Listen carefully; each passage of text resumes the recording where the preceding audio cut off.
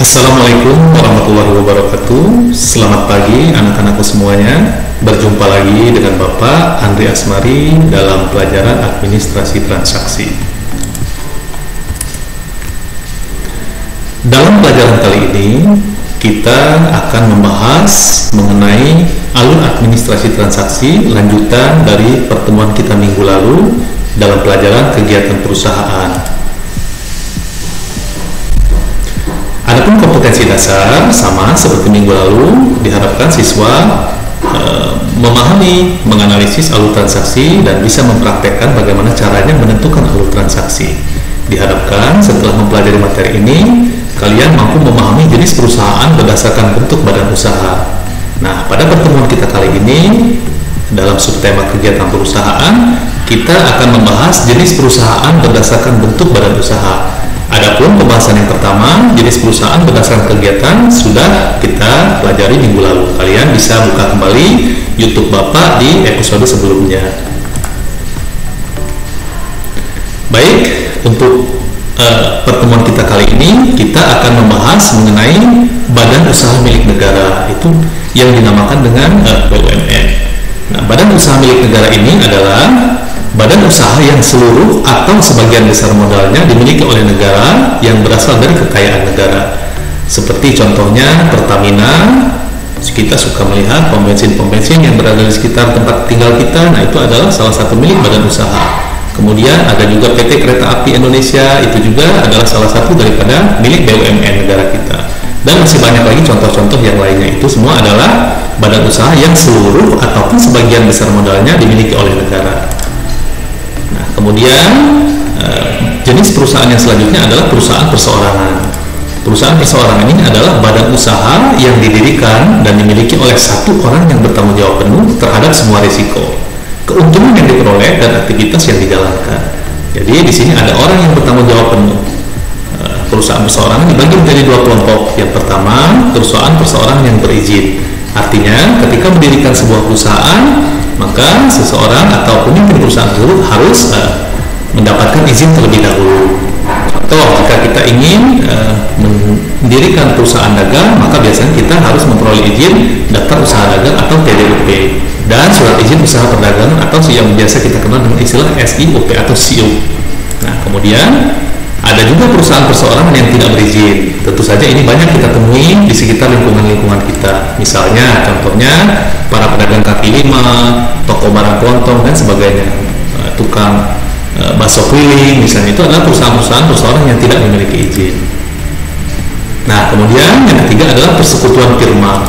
Persekutuan firma ini didirikan untuk menjalankan suatu perusahaan dengan memakai nama bersama. Contoh seperti Tara Firma PAM, ini adalah salah satu contoh persekutuan firma. Jika perusahaan mengalami kerugian, maka akan ditanggung bersama oleh pihak-pihak yang bekerja sama tersebut.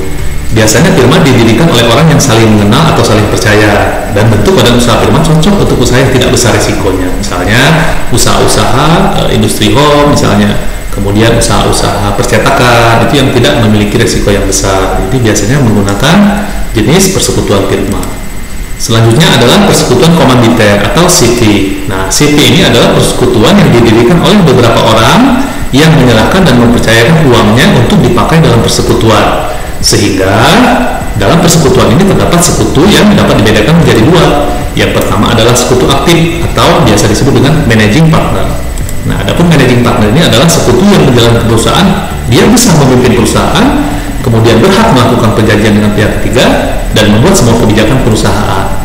Tanggung jawab sekutu tidak hanya terbatas pada modal, tetapi juga pada kekayaan pribadinya. Nah, kemudian ada juga sekutu pasif atau biasa kita sebut dengan sleeping partner. Kalau sekutu pasif ini hanya menyertakan modal saja, tapi mereka tidak terlibat dalam kegiatan perusahaan. Jadi ketika mereka menyetorkan modal, mereka hanya menantikan hasil keuntungan dan tidak ikut campur dalam kegiatan perusahaan. Kemudian yang kelima adalah perseroan terbatas. Ini yang banyak kita kenal, yang banyak kita temui di sekitar-sekitar kita, perusahaan-perusahaan terbatas yang dinamakan dengan PT biasanya. Nah, PT juga disebut dengan istilah Nameless Partnership atau NP. Nah, ini adalah perusahaan yang modalnya terbagi atas saham-saham dan tanggung jawab pemegang saham terbatas pada jumlah saham yang dimilikinya.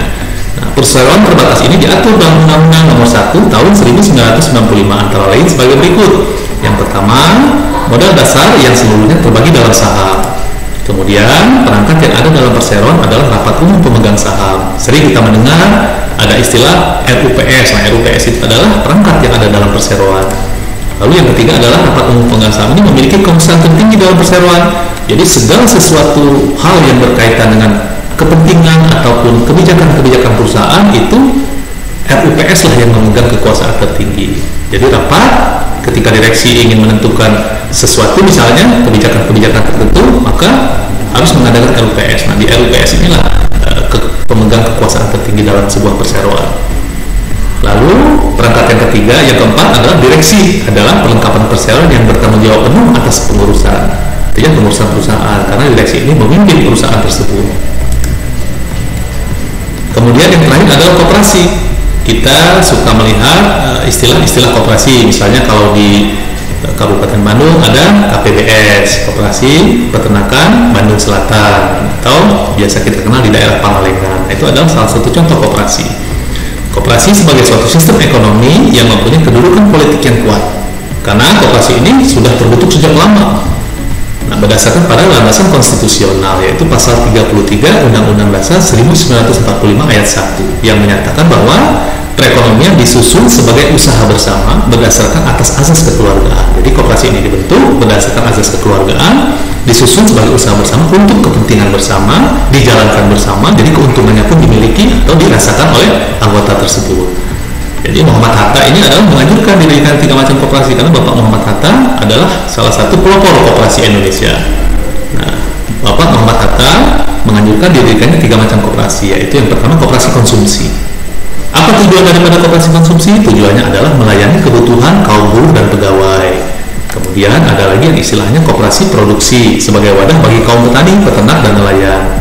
Nah, jadi daripada para petani atau peternak ini menjual hasil panennya kepada tengkulak, maka biasanya harganya akan jatuh, maka koperasi lah yang akan ambil andil di situ, sehingga kehadiran koperasi produksi ini sangat membantu para petani, peternak, dan nelayan.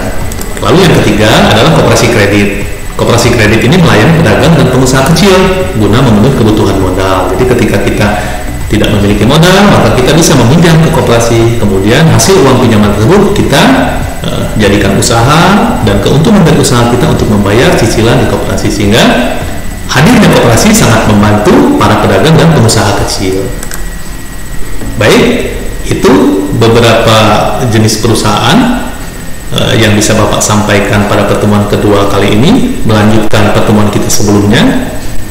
Kalian silakan untuk browsing dan coba merangkum di buku tugas kalian mengenai sejarah perkembangan koperasi di Indonesia. Karena sejarah perkembangan koperasi di Indonesia ini sangat asik kita pelajari. Di situ terdapat beberapa jenis-jenis koperasi, asal mula pendirian koperasi, dan lain sebagainya. Coba kalian rangkum di buku tugas kalian, di buku catatan, kemudian setelah selesai kalian kirimkan ke Bapak sebagai tugas mandiri kalian.